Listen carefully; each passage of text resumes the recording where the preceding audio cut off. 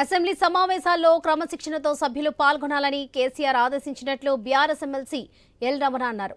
శాసనసభ శాసన మండలిలో ప్రజా సమస్యలపై ఎమ్మెల్యేలు ఎమ్మెల్సీలు మంచి కోఆర్డినేషన్తో పనిచేయాలని సూచించారు.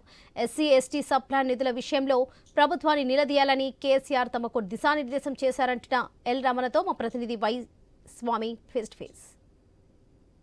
టీఆర్ఎస్ పార్టీ ఎల్పీ సమావేశం ముగిసింది. మనతో పాటు ఎమ్మెల్సీ రమణ గారిని వారికి తెలుసుకుందాం. సార్ చెప్పండి, ఈ సమావేశం సందర్భంగా పార్టీ అధినేత మీకు ఎలాంటి దిశానిర్దేశం చేశారు? బీఆర్ఎస్ ఎల్పీ సమావేశంలో పెద్దలు కేసీఆర్ గారు రేపటి గవర్నర్ ప్రసంగానికి వారు హాజరవుతున్నారు. దానికి తోడుగా 15 నెలలుగా కాంగ్రెస్ ప్రభుత్వ పరిపాలనలో ఎన్నికల్లో ఇచ్చినటువంటి 6 గ్యారెంటీలపైన ప్రధానంగా ప్రస్తుతం రైతాంగం ఎదుర్కొంటున్నటువంటి పలు సమస్యల పట్ల, అది సాగునీటి సమస్యనే కానీ, కరెంటు సరఫరానే కానీ, పంటల కొనుగోలే కానీ, బోనస్ ఇవ్వకపోవడమే కానీ, వాటన్నిటిని కూడా తీసుకోవాలని చెప్పని మహిళలు కానీ, ఇతర వర్గాలు, బీసీ వర్గాలు, ఎస్సీ ఎస్టీ వాళ్ళకి కేటాయించిన నిధులను కూడా పూర్తి స్థాయిలో ఖర్చు పెట్టకుండా పక్కదారి పట్టిస్తున్నారు కనుక వాటిని గతంలో చట్టంకి అనుగుణంగా ఎస్సీ సప్లాన్ నిధులను ఎట్టి పరిస్థితులలో ఖర్చు పెట్టాలి. ఖర్చు పెట్టకపోతే మిగిలిపోయిన నిధులను తిరిగి తర్వాత సంవత్సరం ఖర్చు పెట్టేటువంటి కనుక క్యారీ ఫార్వర్డ్ చేయాలి కనుక వాటన్నింటి తీసుకోవాలని చెప్పినటువంటి ప్రధాన అంశాలు. ఎప్పటికప్పుడు సీనియర్ అంతా కూర్చొని సబ్జెక్టులన్నీ కూడా అందరూ పనిచేసుకొని తరోలుగా అందరూ అనుభవంతో అసెంబ్లీ సమావేశాల్లో కౌన్సిల్ సమావేశంలో పాల్గొనాలని చెప్పనేటువంటి దానికి మరి ఎప్పుడు జరిగింది. ప్రధానంగా మీకు సంబంధించి శాసన మండలిలో కావచ్చు, శాసన సభలో కావచ్చు, ఏ అంశాన్ని ప్రధానంగా ప్రభుత్వాన్ని కార్నర్ చేయడం కోసం ఎంచుకోవాలని చెప్పారు?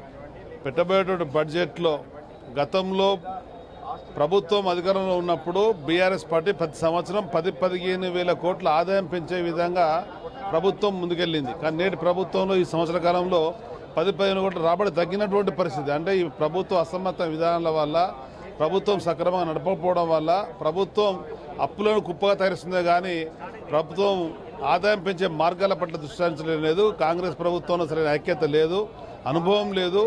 అటువంటి నాయకులను ఈ సమావేశాలలో నిలదీయాలా, ప్రజల పక్షాన పోరాడాలనే సీఎం మాజీ ముఖ్యమంత్రి కేసీఆర్ గారిని పదే సభకు రావాలి, మీ అనుభవాలు మాకు చెప్పాలని చెప్పి ప్రభుత్వం నుంచి సవాళ్ళు జరుగుతున్నాయి కదా, నిజంగా ఆయన వస్తే కనుక ఆ పరిస్థితి ఎలా ఉంటుంది? అది బీఆర్ఎస్ పార్టీ అధినేతగా శాసనసభ ప్రతిపక్ష నాయకునిగా పరిస్థితుల నిర్ణయానికి అనుగుణంగా జరుగుతుంది. ఎప్పటికప్పుడు వారు అన్ని సమగ్రంగా ఆలోచించుకుంటారు. వారు ఏ సమయంలో రావాలా, ఏ సమయంలో ఈ ప్రభుత్వానికి సంబంధించినటువంటి అంశాలను వారు ప్రస్తావించాలా, వారి అనుమతులుగా, వారి సహచరులుగా మేమందరం కూడా ఈ కార్యక్రమం నిర్వహించుకుంటున్నాం. అటు అసెంబ్లీలో, శాసన మండలిలో ఎప్పటికప్పుడు ఈ ప్రభుత్వం నిర్వహిస్తున్నాం. ఖచ్చితంగా ముఖ్యమంత్రి కేసీఆర్ ఒకవైపు మాజీ ముఖ్యమంత్రి కేసీఆర్ ఈ సమావేశం సందర్భంగా పార్టీకి సంబంధించినటువంటి నేతలంతా కూడా కోఆర్డినేషన్తో పనిచేసుకోవాలని చెప్పినట్టుగా కూడా మనతో ఎల్ రమణ అంటున్నారు. కెమెరామెన్ ప్రసాద్తో AY Swamy, I News, Hyderabad.